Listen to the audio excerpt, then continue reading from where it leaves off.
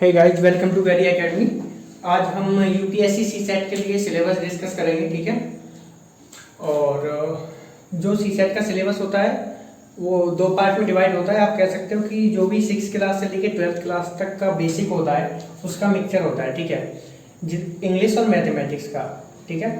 English में जो भी हमने पढ़ा होता है 6 से लेकर 12 तक, और मैथमेटिक्स में जो भी पढ़ा होता है, लाइक ये टिपिकल चीज़ें नहीं होती हैं जैसे इंटीग्रेशन हो गया, डिफरेंशिएशन हो गया, ये सब नहीं होता है। जो भी बेसिक होता है परसेंटेज हो गया, रेशो प्रोपोर्शन हो गया, ये और स्पीड, डिस्टेंस, टाइम, ये टाइम वर्क, ये जो भी होता है ये सब हम पढ़ेंगे, ठीक है। यही इन सबको मिला दिया जाता है 6 से लेकर 12th क्लास तक जो भी हमने पढ़ा होता है इंग्लिश और मैथ, इनका जो बेसिक होता है ना उसी को मिक्स कर दिया जाता है, तो वो बन जाता है आपका एप्टीट्यूड।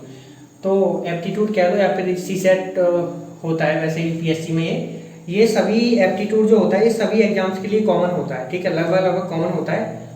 तो हम सिलेबस की बात करें सी सेट के लिए तो ये है आपका एक तो कॉम्प्रीहेंशन, ठीक है।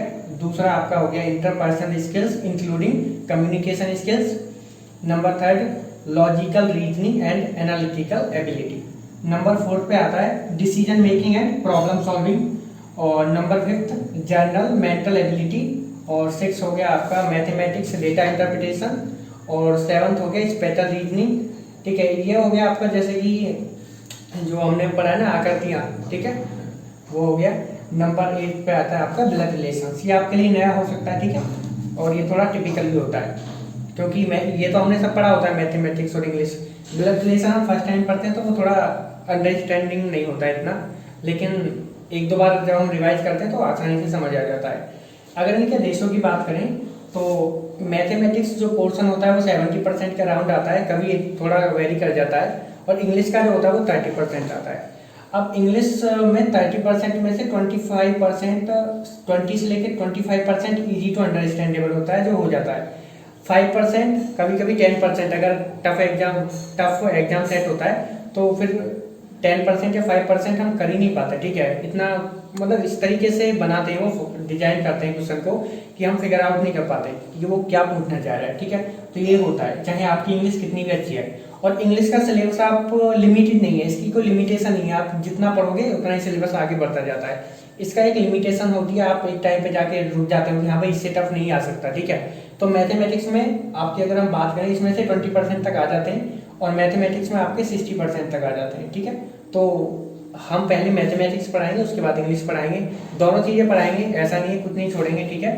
तो सी सेट के लिए और जितने भी एग्जाम्स होते हैं जहाँ पे एप्टीट्यूड आता है, ठीक है, उन सब में हम ये सारा जितना भी कुछ है सब कुछ डिस्कस करेंगे, ठीक है।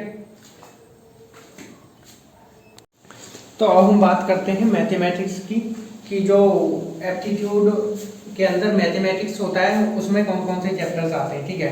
तो पहले आता है आपका एलसीएम एचसीएफ, ठीक है। उसके बाद number system, time and work. एक चीज़ मैं आपको बता दूं कि इनमें डायरेक्टली क्वेश्चंस नहीं पूछे जाएंगे, डायरेक्टली ऐसे क्वेश्चंस नहीं पूछे जाएंगे कि एचसीएफ और एलसीएम में से क्वेश्चन बता दो। 3-4 चीज़ों को मिला के क्वेश्चंस बनाएंगे, जैसे परसेंटेज, रेशियो, प्रोपोर्शन, इन सबको मिला के एक क्वेश्चंस बना देंगे, ठीक है। तो ये सारा आपको आना जरूरी है। अगर आपको कोई भी चैप्टर मिस है तो आप क्वेश्चन का आंसर नहीं कर पाओगे, क्योंकि हो सकता है कि जो परसेंटेज का यूज कर लें वो टाइम एंड वर्क के क्वेश्चंस में, या स्पीड, डिस्टेंस, टाइम के क्वेश्चंस में इनका यूज कर लें, ठीक है। डायरेक्टली क्वेश्चंस नहीं पूछे जाते, ठीक है। समटाइम्स होता है कि पूछ लेते हैं डायरेक्टली, वैसे ऐसा होता नहीं है। तो पहले है एचसीएफ और एलसीएम, उसके बाद number system, time and work, speed, distance and time, percentage, ratio proportion, average, alligation, simple interest and compound interest, profit loss, partnership, number series, combinatorics and probability. ये टोटल मैथ के ऊपर base है, ठीक है।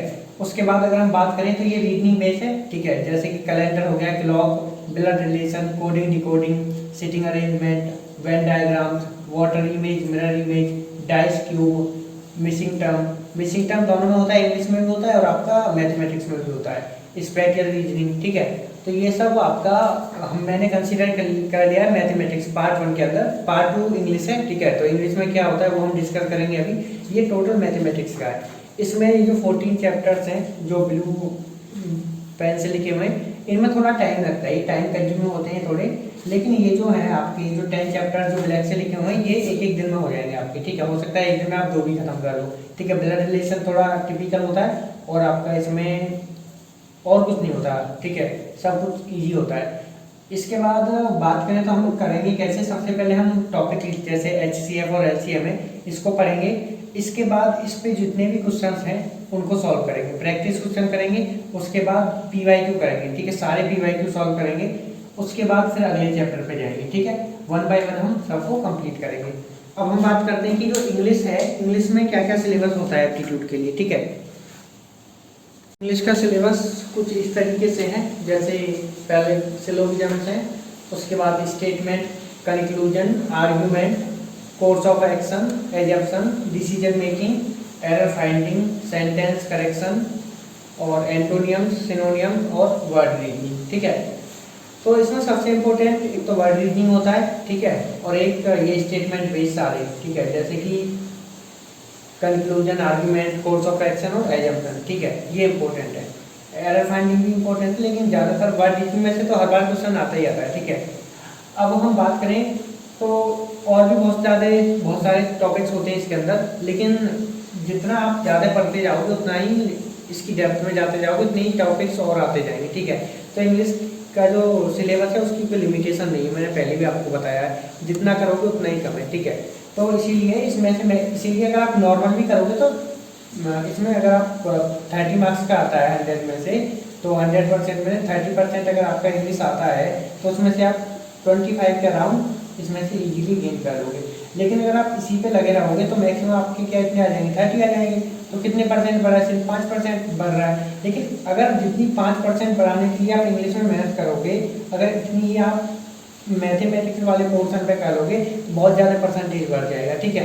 तो इसलिए इस पर ज़्यादा ध्यान नहीं देना है, मतलब पढ़ना है, ऐसा नहीं पढ़ना है, इनको डेली पढ़ना है, रेगुलरली पढ़ना है। उस जैसे आपके पास इंटरनेट पे बहुत सारी चीज़ें मिल जाती हैं, रीजनिंग पढ़ना, और सॉरी क्या बोल रहा हूँ, रीजनिंग सॉल्व करो और वोकैबुलरी को करेक्ट करो, ठीक है।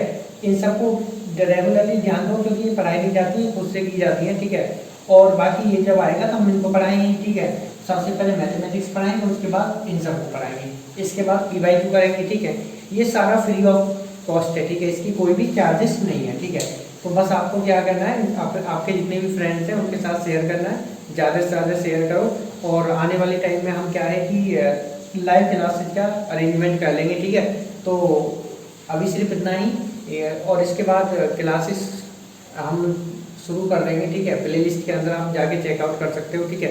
तो थैंक यू गाइज।